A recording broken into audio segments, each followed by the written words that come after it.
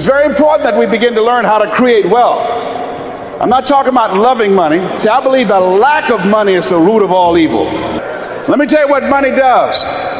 Number one, it gives you control over your life. Number two, it gives you options. Three, it allows you to live a life of contribution, to contribute to things that you feel strongly about. So here's the first step to accumulating wealth. You must be willing to do the things today others won't do, in order to have the things tomorrow others won't have. That's why the book of life says the road to life is straight and narrow, and few there be that find it, because few there be that are willing to do the things today others won't do, in order to have the things tomorrow others won't have. What are the things that others won't do? Number one, make discipline a major force in your life. Make it okay to fail. See, anything is worth doing right, as we have been taught, if you know how to do it. But if you don't know how to do it, it's worth doing badly until you get it right. You have something special. You have talents and abilities in you that you don't even know. So how do we begin to create wealth? Let me give you some ideas. Number one, knowledge. What knowledge that you have that people are willing to pay you for that?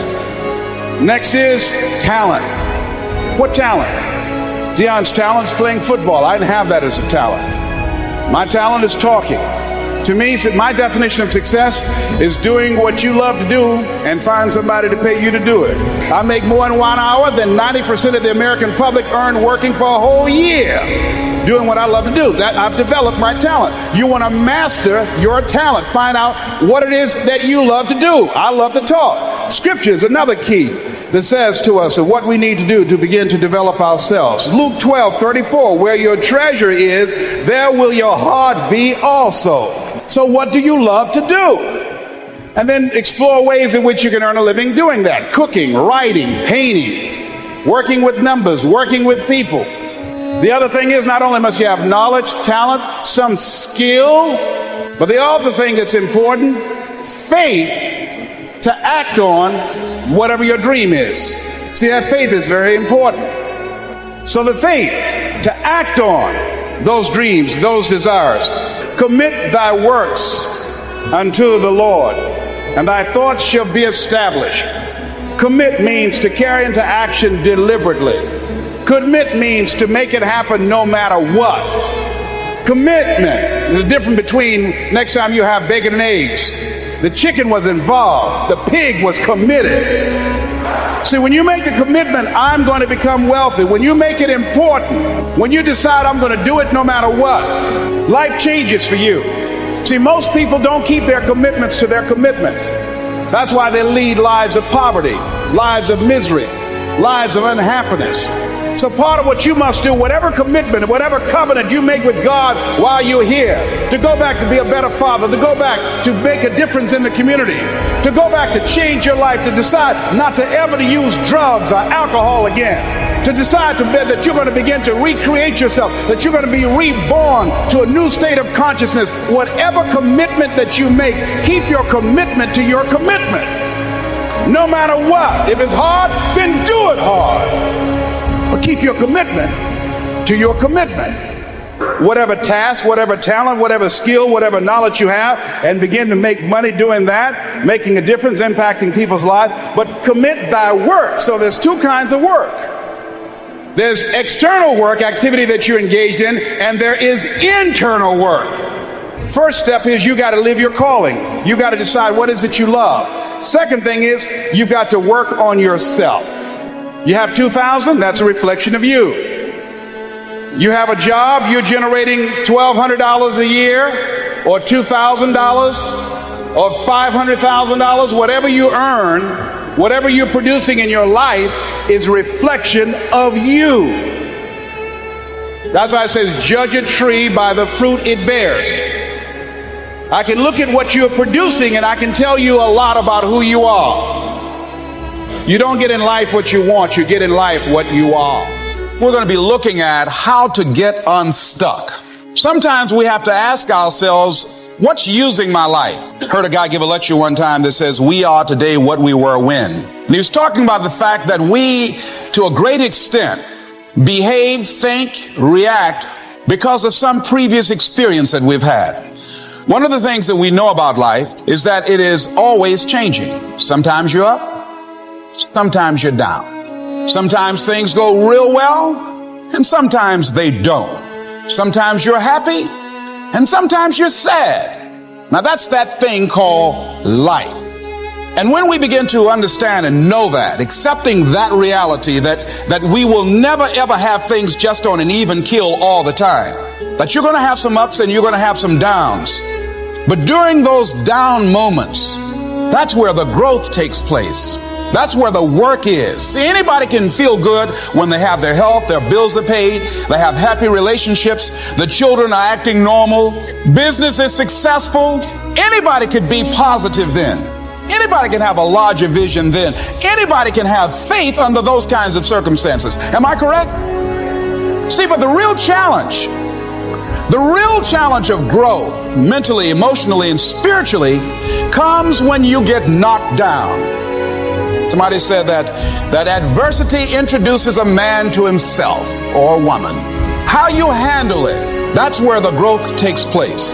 When I was facing some challenges, I had a guy say something to me, and I suggest this is one of the first things that you want to do when you're facing a challenge. You want to get unstuck. Evaluate where you are. Look at it. Assess yourself. Assess yourself and assess the situation. What brought you there? What role did you play?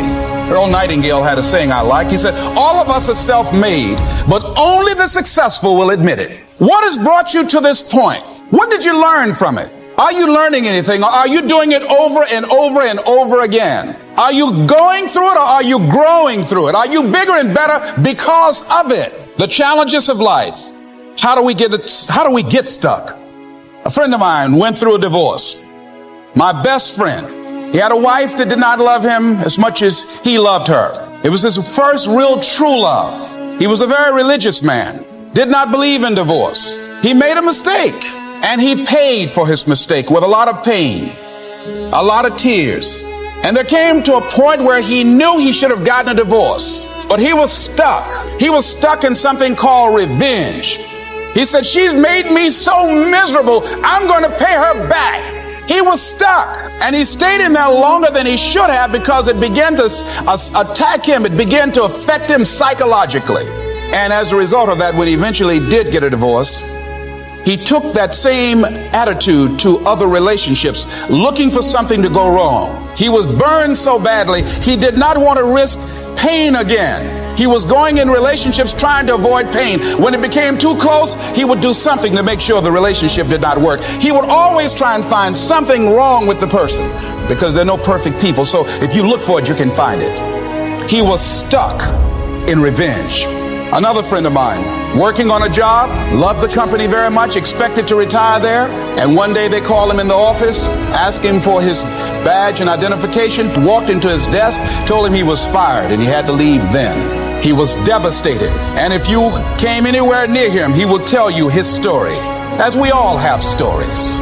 Even when he got a job, he went on the job telling anybody who would listen how they fired him unjustly. And he always ended with, it wasn't fair. Life isn't fair. Life just is. It's not fair that birds eat worms, and they do. So we can't even deal with what's fair. But he's stuck in the fact that it's not fair. I don't deserve that. They were wrong. Many of us don't do the things that we want to do and don't act because of lack of self-confidence. We don't believe enough in ourselves. I have a friend who's been working on a job where she's miserable, talented, want to go to another place that she can do what she wants to do and make the kind of money that she would like to make, and had some offers. But because of her fear and her lack of self-confidence of things might not work out, she won't take a chance on herself. So there she is, spending 8 hours a day, 5 days a week, and she's miserable. She hates to go to work. They're not paying her what she's worth. She knows it, but yet and still, she won't do that which she knows she must do, and it's wearing her out. There are a lot of people that their jobs are making them sick because they won't act. You check out the absenteeism and people that are depressed. You see them coming to work angry. How you doing? I don't know. Just leave me alone. It's not even 9 o'clock yet. You're talking about good morning. There are days you go to work, you want to just keep driving past the job. You don't want to stop because it's not in sync with who you are. But you haven't acted. Have another friend. This guy's brilliant. He's a business consultant. He helped a lot of people get their business started. And people come to him because they know he's knowledgeable. But this guy won't start his own business. Now, he's very smart. He can do it. Everybody believes in him except him. And he's so smart, he's talked himself out of it. Well, the numbers aren't right. So there are many reasons why we don't act. There are other things, though, that affect us. Is that not wanting to take personal responsibility. We want somebody else to do it. Many times we pick up our inability to do certain things from people that we love, people that we admire. We identify with them, and we live in the context of their ideas, their opinions, and their life patterns. We buy into it unconsciously. My mother is a pack rat. She keeps everything. She doesn't throw anything away. And I have unconsciously picked that up. Now, my mother never said, let me show you how to keep everything, Les, and just clutter things. I unconsciously picked that up. Many times, unconsciously, we try to honor the people we love by being like them. By the same token, I realized something about myself when I had some major decisions to make, and I found myself acting like my mother. See, my mother's the kind of person that when she has a problem with one of the other foster children that she adopted, she won't confront them. She will call me. Les, why don't you tell Linda to move? She's lazy. She won't go to work. She runs the street all day, and then she comes home and wants to sleep all day, and I think she's doing drugs. I said, but Mama, why don't you tell Linda that? I bought the house for you. I told you when she wanted to come home, don't let a grown person come there and take care of them. Well, after all, she's my child. Mama, then you handle that. When I tell her to leave, she say, Mama say, I can stay. Mama, can I stay? And you tell her yes. And then you call me and say, she's still here. Why worry me with this? So Mama hasn't developed the courage to act on that. Some people won't act until there's a crisis situation. When Linda stopped stealing from Mama and took her Social Security check to get some drugs, Mama got some courage to say, get out of here, don't ever come back. But she wouldn't do it until then. And see, we don't have to wait until a crisis situation. I have a friend that has been having a challenge with losing weight. Both of us have been dealing with that challenge. And for the past 40 years, he's always seemed like weighed over 235 pounds. And so he said, man, I just can't lose weight. I'm big boned it. I say, Bud, I've never seen any fat skeletons. No, you need to act on your health. You can change this. Well, you don't have to go to your grave fat. We're all digging early graves with our teeth. We don't have to do this. You want a support group on something, and throw Snickers in there too. Bud and I can tell you about the help we need with that. So what happened with Bud, though, he became ill a few weeks ago. See, Bud in the last few weeks has lost more weight than he's ever lost, even when we were competing with each other, betting a lot of money. But what happened was, Bud became diabetic. He went into an insulin shock. He didn't know that he was diabetic. His blood sugar became high. And the doctor said to him, you are diabetic. You're going to have insulin shots every day. You're going to have to change your diet. And let me tell you what's going to happen if you don't do what we tell you to do. Number one, there's a possibility that you can become an amputee. Number two, you can go blind. 3, you can become impotent. Bud say, help me. Like those guys with Paul, when Paul broke out of jail, those guys say, tell me what I must do to be saved. Bud wanted to be saved. I said, Bud, you want one of my peanut butter and jelly sandwiches? No. I said, Bud, I can't believe you're eating vegetables, man. You're exercising. He said, that's right, and jogging in place too. Now, he had the ability to do it before, but there's some people, it takes that kind of crisis to bring them into reality in order for them to act in their own best interest. Some people have to hit rock bottom in order to rise. I don't know why. You want to begin to look out on your life and what you want for you. And I think that when we begin to focus in the area of what does it take for us to act, I think we can say events can inspire us to act. Like that particular event in his life, circumstances. A friend of mine, he wanted to do something and he just did not have the motivation and the drive and the confidence within himself. But his circumstances changed overnight through an acquisition of the company that he worked for. He lost his job through the inspiration of desperation. He had to act. See, we don't have the courage, and that's what it takes, courage. It takes guts to do that which you know you need to do. If you don't have the courage to act, life many times will move on you and make you act.